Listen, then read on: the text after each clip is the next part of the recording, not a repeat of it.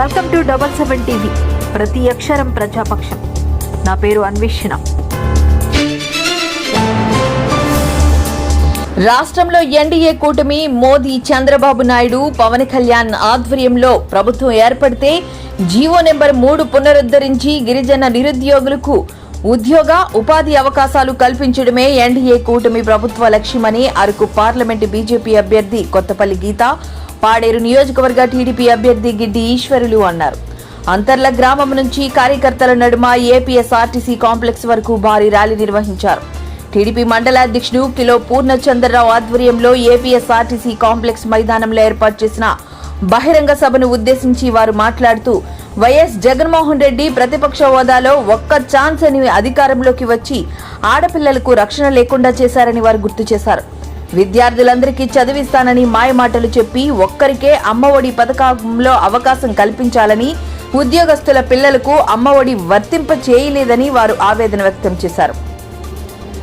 కూటమి ప్రభుత్వం ఏర్పడితే మహిళలకు నెలకు 1500 చొప్పున, ఏడాదికి 18,000 నగదు ఇస్తామని, మహిళలకు ఉచిత బస్సు ప్రయాణ సౌకర్యం కల్పిస్తామని వారు హామీ ఇచ్చారు. టీడీపీ ప్రభుత్వ హయాంలోనే జీవో నెంబర్ 3 తీసుకొచ్చి పటిష్టంగా అమలు చేసి గిరిజన నిరుద్యోగులకు ఉద్యోగ ఉపాధి అవకాశాలు కల్పించడం జరిగిందన్నారు.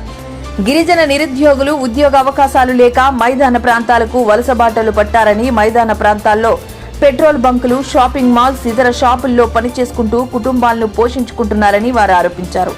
కూటమి ప్రభుత్వం ఏర్పడిగానే నిరుద్యోగులకు ఉద్యోగ ఉపాధి అవకాశాలు కల్పించడం జరుగుతుందన్నారు.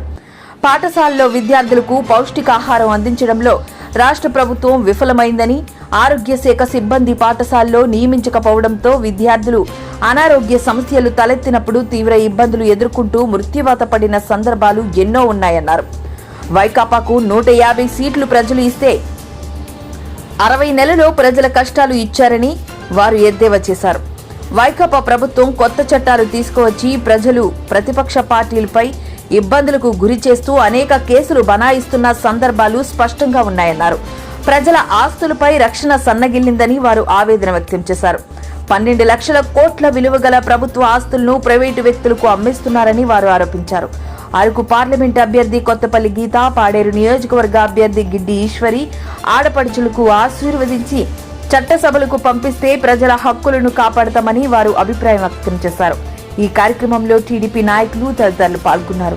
2014 నుంచి 19 వరకు నరేంద్ర మోడీ గారు ప్రధానమంత్రిగా, చంద్రబాబు నాయుడు గారు ముఖ్యమంత్రిగా ఉన్నప్పుడు రాష్ట్రం విడిపోయినప్పటికీ ఇద్దరు కలిసి మన పాడేరు నియోజకవర్గాన్ని రోడ్ల విషయం కానీ, నీళ్లు కానీ, చెక్ డ్యాములు కానీ అభివృద్ధి పదంలో, సంక్షేమ పదంలో నడిపించినటువంటి విషయం మనందరికీ తెలుసు.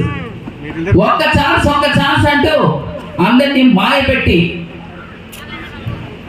2019లో పీట ఎక్కినటువంటి జగన్మోహన్ రెడ్డి ఈరోజు ఏమి అభివృద్ధి చేశారని ఈ సందర్భంగా నేను అడుగుతా ఉన్నాను.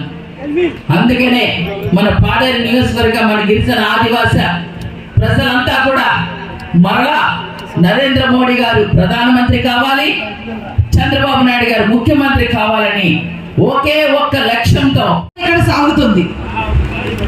మన గిరిజన వ్యతిరేక పాలన ఇక్కడ సాగుతుంది. అమ్మా, మనకి సప్లాన్ గ్రాంట్లు ఉన్నాయా? వస్తున్నాయా? ట్రైకాన్ నిధులు వస్తున్నాయా?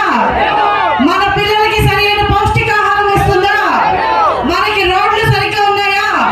మన గ్రామాల్లో దీపాలు వెలుగుతున్నాయా? సర్పంచులకు నిధులు ఉన్నాయా?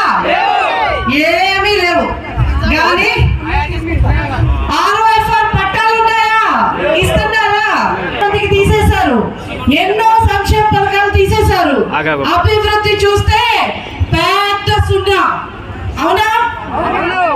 అయితే జగన్మోహన్ రెడ్డి గారు మాత్రం చూస్తూనే ఉండండి నిరంతర వార్తా స్రవంతి మీ 7 టీవీలో.